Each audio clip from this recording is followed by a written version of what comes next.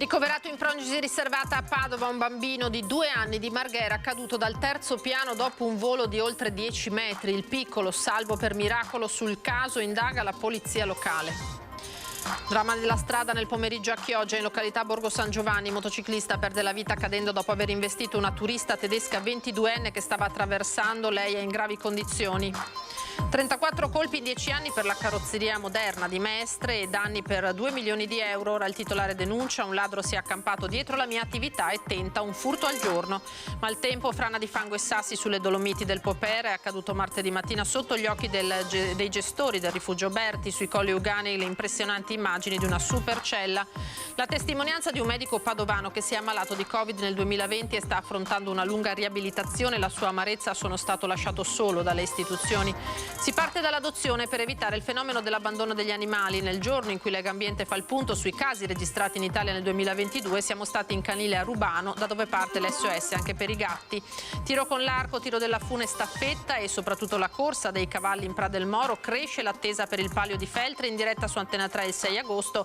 Prime gare già sabato. Buonasera, ben ritrovati in diretta, eccoci, edizione del Veneto dei telegiornali di Antena 3. Si parte dalla cronaca perché è ricoverato in prognosi riservata a Padova un bambino di appena 2 anni di Marghera caduto dal terzo piano dopo un volo di oltre 10 metri. E salvo per miracolo il bimbo di 2 anni è ricoverato in terapia intensiva pediatrica a Padova dopo essere caduto dal terzo piano per essersi sporto dal balcone di casa ed essere precipitato a terra facendo un volo di oltre 10 metri. Il fatto mercoledì 26 luglio intorno alle 22 in via Beccaria a Marghera.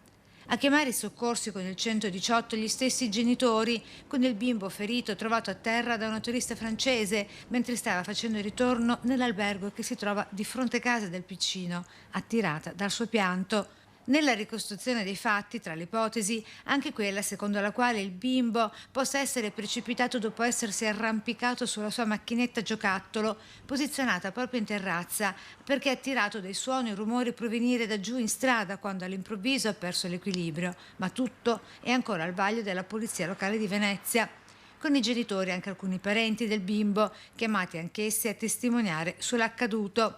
Un attimo, un solo momento di distrazione che il caso ha voluto fortunatamente non fosse fatale per il piccino che, ricoverato in intensiva pediatrica, fortunatamente non è in pericolo di vita. E ora una notizia arrivata poco fa in redazione, quella di un incidente mortale che ha visto come vittima un giovane motociclista. È accaduto a Chioggia intorno alle 17:30 in località Borgo San Giovanni, dove appunto un giovane centauro è morto cadendo dalla moto dopo aver investito sulle strisce pedonali una turista tedesca 22enne che stava appunto attraversando sulle strisce, come detto. Lui nella caduta ha ricevuto colpi purtroppo mortali. La ragazza è stata intubata sul posto e trasportata con l'elisoccorso all'ospedale di Padova, dove versa in gravi condizioni. Queste le notizie che abbiamo finora, nessun dettaglio sulla generalità delle persone coinvolte in questo incidente in questo momento. La strada via della stazione è attualmente bloccata. Se avremo aggiornamenti ve li daremo naturalmente. Intanto andiamo avanti. In un decennio la sua carrozzeria a Mestre ha subito 34 furti, danni per 2 milioni di euro. Ora il titolare appunto della carrozzeria moderna denuncia di avere addirittura un ladro accampato sul retro. Che c'è, Fra? Perché mi fai il video? Perché ti faccio video? Perché lo manda ai carabinieri. Ma tu perché vieni sempre qua? Sempre io. Sempre 3 sere che vieni, 4, abbiamo tutti i filmati. In questi anni Paolo Favaretto si è abituato a vederne di tutti i colori. In un decennio la sua carrozzeria in via Giustizia a Mestre ha subito 34 furti che hanno provocato danni calcolabili attorno ai 2 milioni di euro. Ma mai si sarebbe aspettato di dover fare i conti con un ladro che dal 20 luglio non solo arriva tutti i giorni, ma si è persino accampato con una tenda a pochi metri dalla sua attività. Viene tutte le sere sto tizio, l'abbiamo filmato, ieri sera assieme con la polizia è stato catturato. è stato portato in questura, però alle 21:15 circa il PM di turno l'ha liberato. Quindi per noi oltre al furto c'è anche la beffa. Di promesse dai politici Favaretto ne ha sentite tante. Qui sono passati in parecchi, ma non è mai cambiato nulla. E intanto, dopo decine di furti, l'assicurazione non rimborsa più. E ora, al di là dei binari, c'è anche un nuovo vicino di casa che viene a fare visita tutti i giorni scavalcando la recinzione ferroviaria. Sono sicuro che stasera torna di nuovo. Noi lo aspetteremo e chiameremo di nuovo la polizia. Però C'è anche un orario preciso, tra l'altro. Sì, dalle 18:30 alle 19:15. Lui ieri quando è entrato la prima cosa che ha fatto ha tentato con la mano di aprire 2 auto, la polizia mi aveva detto se è tentato furto lo arrestano sicuramente il PM e dopo alla fine si sono sentiti dire no, lo liberiamo. L'ultima volta per allontanarsi l'intruso ha spintonato Favaretto, è stato un momento di tensione e paura. Questa attività dà lavoro a 22 famiglie ma è messa sempre più in difficoltà da una mancanza di sicurezza che ha raggiunto oramai livelli grotteschi. Paolo Favaretto si appella a Sergio Mattarella e a Giorgio Meloni perché andare avanti così sta diventando impossibile. Perché non dormi alla notte, dopo ti scoppiano le vene sugli occhi, mi è scoppiata stamattina. Per forza nervoso, ieri mattina sono arrivato alle 7, sono andato via da Mestre alle 21:30 dalla questura. Sei felice di essere qua? Vieni anche domani qua, anche dopo, anche più tardi vieni pure, sai? E apriamo la pagina legata al maltempo e alle conseguenze che ha lasciato su tutto il territorio regionale. Andiamo alla frana di fango e sassi che si è verificata sulle Dolomiti del Popera, è accaduto martedì mattina sotto gli occhi dei gestori del rifugio Berti.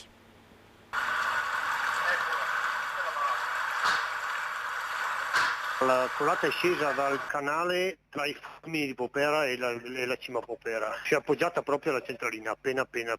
La centralina serve per la corrente elettrica e per l'acquedotto. Momenti di paura durante il furioso temporale che martedì mattina si è scaricato con violenza di nuovo sulle terre alte.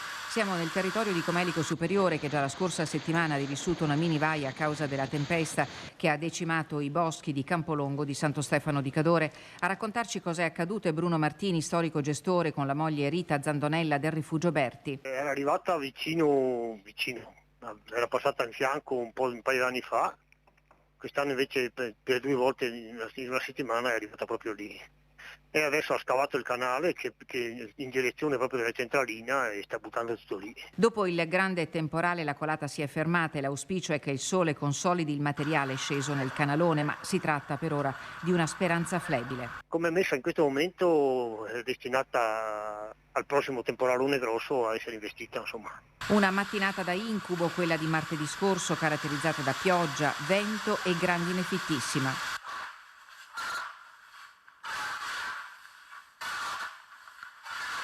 Il rifugio Berti, di proprietà del CAI di Padova, è al sicuro, trovandosi su un promontorio a un centinaio di metri d'altezza sopra il canale. Moltissime le chiamate di solidarietà e di vicinanza a Rita e Bruno all'avvio di una stagione che presenta molte incognite. Era iniziata bene perché gente ce n'era tanta, però il tempo ha fatto un po' quel che è voluto, è che fa questi temporali grossi, grandi da far paura e quando batte forte.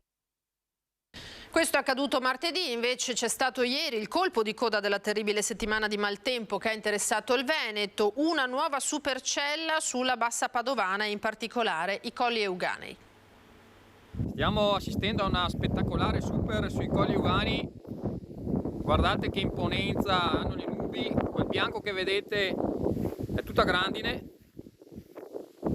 pazzesco, veramente ha una cosa da pianure americane, cioè in Italia è difficile vedere fenomeni così che ultimamente si ripetono sempre più spesso. Sono le 20:52 di mercoledì 26 luglio. A commentare queste immagini spettacolari girate da lui stesso nelle campagne di Ospedaletto Euganeo in direzione est e Monselice è Luca Tecchiato, agente di commercio con una passione per il meteo.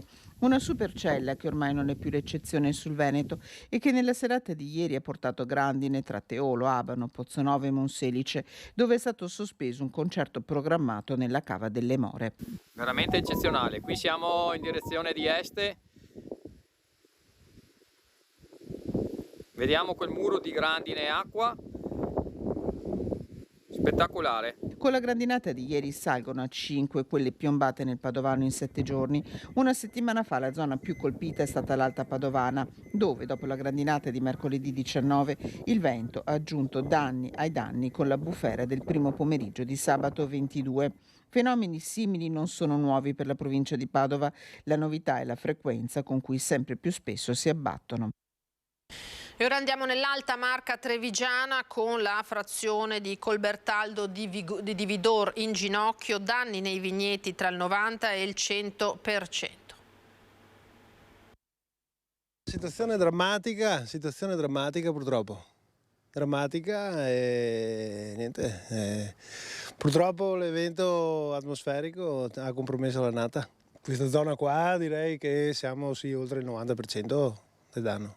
È un quadro desolante quello che si apre su uno degli scorci più belli della Marca, nel cuore delle colline UNESCO. Dalla chiesa parrocchiale di Colbertaldo di Vidor si vedono solo vigneti spogli, l'uva non caduta sta già marcendo, a tratti sembra autunno inoltrato. Questa grandinata in questo periodo sicuramente comprometterà la produzione anche del prossimo anno, perché i tralci sono stati gravemente danneggiati e quindi tutte le gemme e tutti i capi che dovevano essere posti a frutto il prossimo anno non sarà possibile, cioè sarà possibile metterli, ma la produzione sicuramente sarà bassa, insomma. Sia in campagna avrà portato via il 90%, in collina si conta il 100%. Non siamo assicurati, noi.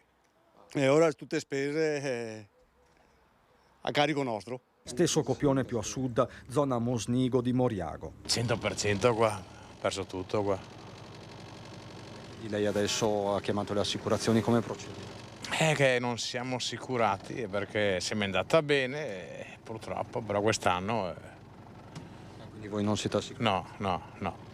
Per fortuna qualche altro appezzamento qua vicino è restato qualcosa, però qua... Bel danno allora.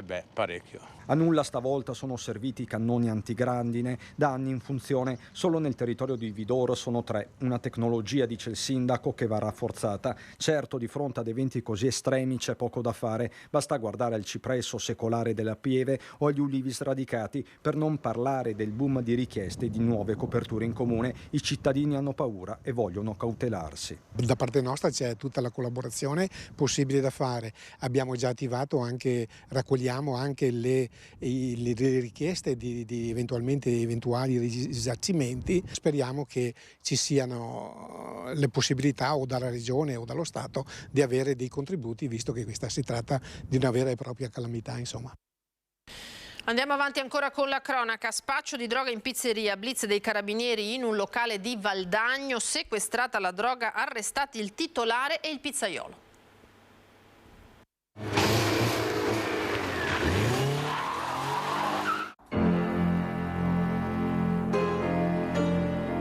A sirene spiegate sulla strada della droga. Scatta il blitz. I carabinieri fanno irruzione in una pizzeria di Valdagno. Specialità della casa: pizza e coca. Non quella sul menù però. Coca in polvere bianca.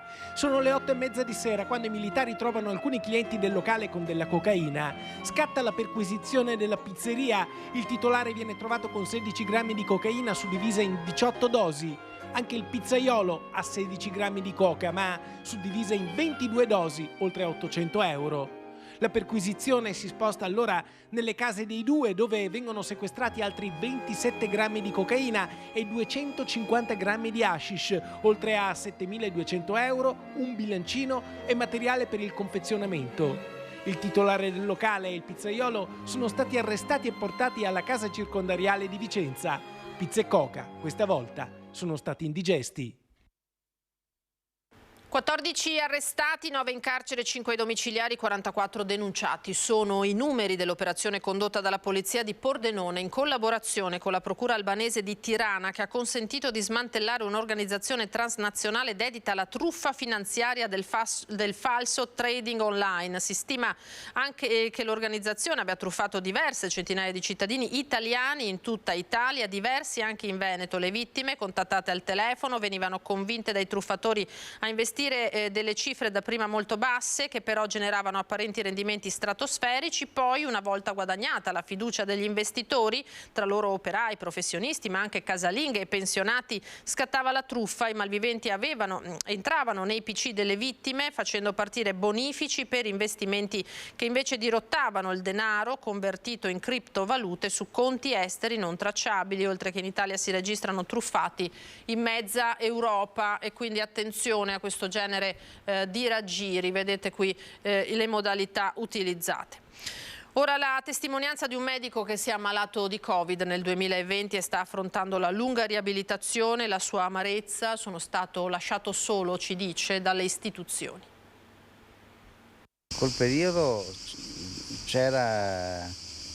era pieno di Covid, dovevamo rianimare una marea di gente. Il dottor Gianni Calabrese, chirurgo maxillofacciale, nei mesi del Covid è stato in prima linea, ha girato il pronto soccorso di mezzo Veneto fino a novembre del 2020, quando il Covid ha colpito anche lui. In coma 4 mesi, 8 mesi in terapia intensiva, poi il risveglio. Quando ho sentito le voci dei ragazzi mi sono svegliato, ma ero invalido, in carrozzella, va bene. Ho continuato ad avere la vicinanza, la solidarietà dei miei amici, dei miei colleghi, ma le istituzioni non ci sono più state. Dopo il risveglio, la lunga riabilitazione, dove non sono mancate le difficoltà, l'epilessia e ora un nuovo intervento per necrosi al femore come conseguenza dei lunghi mesi di coma in posizione supina. Il medico, sostenuto dalla famiglia e dai colleghi, non ha mai mollato, ma dice con amarezza: le istituzioni lo hanno lasciato solo. Durante il coma, l'ENPAM ha chiesto a mia moglie che io versassi i contributi, 6.000 euro, per quello che avevo guadagnato l'anno prima. Nel racconto del dottor Calabrese tutto l'amore per la sua professione, ma allo stesso tempo il dispiacere perché da eroi in tempo di Covid a dimenticati subito dopo la fine dell'emergenza il passo è stato breve. L'amarezza è che ti sei trovato a lavorare e guardi che come coscienza lo farei di nuovo ancora domani mattina, per la mia coscienza di medico. Però perché gli eroi era il popolo, erano i cittadini che ci chiamavano eroi, e io credo che noi lo sentivamo, la vicinanza della gente che ci vedeva in un certo modo, ma poi tutto il resto, le istituzioni, lo Stato, la USL, la Regione e via dicendo, ci ha lasciato da sole. Cioè noi abbiamo dovuto pagarci tutto. Ci fermiamo per un rapido break, tra poco. Eccoci di nuovo in diretta con l'edizione regionale dei telegiornali di Antenna 3. Andiamo a vedere l'inaugurazione della nuova area intensiva nel reparto di pneumologia dell'ospedale di Rovigo.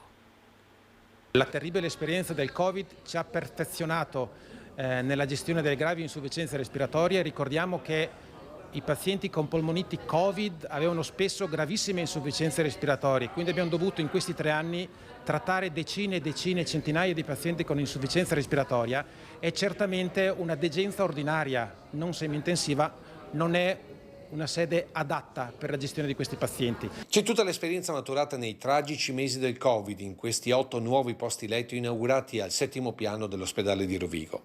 È l'area di terapia intensiva e subintensiva del reparto che si prende cura dei polmoni dei pazienti e dove, finché si può, si evita di intubare chi ha difficoltà respiratorie. Il paziente senza un tubo nelle vie aeree è un paziente che teoricamente risponde meglio alle terapie, e quindi evitiamo di andare in un ambiente da sedato completamente. Qua i pazienti saranno svegli e quindi sicuramente è meglio per la compliance dello stesso paziente, e poi certamente il cercare di non, come dicevo, mettere un tubo nelle vie aeree è sempre un passo molto importante anche per le complicanze infettive, post-infettive e così via. Altissima tecnologia applicate in queste stanze dove si potranno trattare pazienti in terapia intensiva accanto alle subintensive. Le più recenti dal punto di vista sia dei controlli dei pazienti, della ventilazione, delle attrezzature per avere i pazienti monitorati 24 ore al giorno, per avere la pressione positiva e negativa nelle camere. Quindi questo presuppone che cosa? Che possiamo avere tutte le tipologie di pazienti nella stessa camera, pazienti infetti, non infetti o immunodepressi. Un investimento di quasi 2 milioni di euro per la sanità regionale che punta ad avere reparti come questo in tutte le USL venete,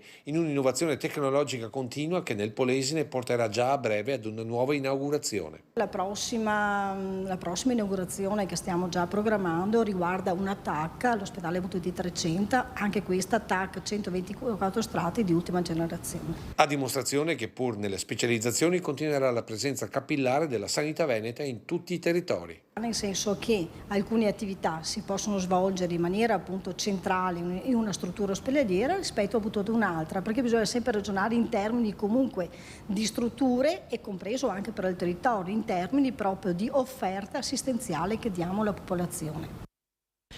Ora parliamo di abbandono degli animali. Per contrastarlo si è avviato un percorso particolare al rifugio di Rubano. Sole, la sua famiglia, l'ha trovata 2 anni in rifugio da pochi mesi. Tra poco lascerà il canile di Rubano per entrare nella sua nuova casa. Sole è uno degli 87 cani ospitati dal rifugio e seguiti dagli oltre 100 volontari che ogni giorno si occupano di loro. Prima di essere affidato alla sua nuova famiglia, Sole e i nuovi proprietari hanno seguito un percorso di preadozione. Solo questo atto di responsabilità permette di evitare il fenomeno dell'abbandono. In Italia lo scorso anno, dati forniti da Legambiente, i cani abbandonati sono stati 71.000. Abbiamo un gruppo di educatori professionisti che si dedicano al 100% come volontariato, che seguono le famiglie o le persone che vogliono adottare e cerchiamo di sviscerare veramente andando nel profondo della vita personale degli adottati tutte le caratteristiche della loro vita, cercando poi di consigliare per le caratteristiche l'animale, che sia cane o gatto. Noi siamo il canile di Rubano, ma abbiamo tantissimi gatti. Pochi minuti ci sono bastati per conoscere Matilde e Sid, lasciati in canile dal padrone che si è trasferito per lavoro. La storia di Sara, un cane difficile in canile dal 2019, così come Thor che si nasconde.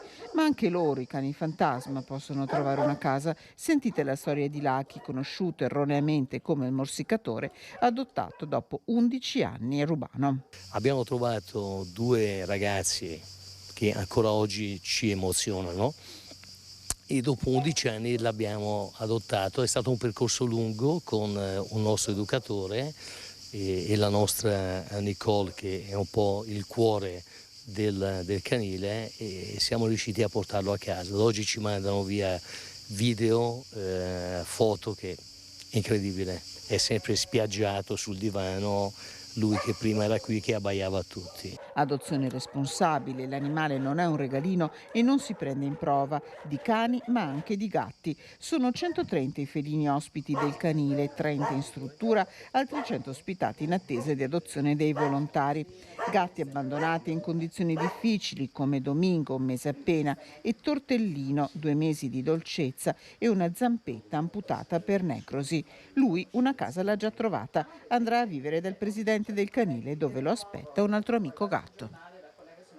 Parliamo ora del Palio di Feltre che Antena 3 trasmetterà in diretta il 6 di agosto. Si avvicinano le sfide più importanti, ma si comincia già da sabato. Il Palio si avvicina, 10 giorni alle gare, molto meno alla presentazione. Sì, inizieremo davvero tra pochissimo, sabato 29 alle 18, con la presentazione ufficiale di questa 44esima edizione del Palio, e quindi, come vedete alle mie spalle, i preparativi stanno andando avanti, fervono i lavori e siamo pronti per quello che è davvero l'antipasto, il taglio del nastro di questa manifestazione. Fervono infatti i lavori in Piazza Maggiore. La città si accinge ad accogliere il primo atto della manifestazione più importante dell'anno, con i 4 quartieri pronti a tifare nella prima sfida. Sabato a darsi battaglia saranno sbandieratori e tamburini. giudicati da una commissione esterna appositamente convocata per aggiudicare la vittoria. La competizione tra i 4 gruppi sbandieratori e tamburini dei quartieri, che sono composti da ragazzi giovani che si allenano tutto l'anno per arrivare pronti a questo momento, un momento per noi particolarmente importante, intenso e sentito da tutta la città. Portoria, Duomo, Castello o Santo Stefano? Chi vincerà la prima sfida fatta di lanci spettacolari di bandiere e rullo di tamburi, ma soprattutto chi vincerà il palio dopo le 4 gare del weekend successivo? Dopo la vittoria del Duomo un anno fa, a chi andrà il drappo che verrà presentato questo sabato? Un drappo dipinto da un artista di vasto richiamo popolare. Viene svelato il drappo all'inizio della gara degli sbandieratori, perché abbiamo voluto proprio dedicare questo momento a chi vive il palio durante tutto l'anno. L'autore del drappo è Altan, celebre vignettista e disegnatore satirico, che credo abbia interpretato al meglio i sentimenti del palio e il suo radicamento alla nostra città. E non voglio dire altro, però aspetto tutti quanti sabato 29 alle 8:30 per lo svelamento del drappo.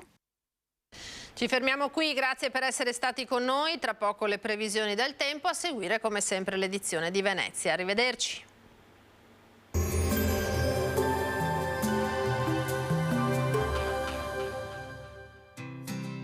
L'Unic Star, le uniche pagliette antibatteriche in commercio, prodotte anche per i marchi più importanti, sia nazionali che internazionali. Bentrovati al Meteo. Il tempo nella giornata di venerdì 28 luglio sarà buono. Il fine settimana poi vedrà ancora il nord maggiormente esposto al rischio di temporali. Vediamo il dettaglio. Sul Veneto avremo un ampio soleggiamento, cielo sereno o poco nuvoloso. Sui monti avremo un'alternanza di nuvole e rasserenamenti, con qualche pioggia specie dal pomeriggio sera. Temperature in aumento ma ancora gradevoli, minime tra 13 e 21 gradi, massime tra 26 e 31 gradi all'incirca. Ci spostiamo ora sul Friuli Venezia Giulia. Anche in questo caso tanto sole, cielo sereno, dal pomeriggio saranno possibili dei rovesci sulle Alpi, venti a regime di brezza. Temperature minime tra 16 e 20 gradi, massime sui 28-29 gradi. Infine diamo uno sguardo alla situazione del Trentino Alto Adige, dove prevarrà ancora il sole, con lieve aumento però della probabilità di temporali, anche in questo caso a partire dal pomeriggio. Temperature minime intorno ai 14-17 gradi, massime sui 27-29 all'incirca. Dal meteo per ora è tutto, vi auguro come sempre un buon proseguimento in nostra compagnia.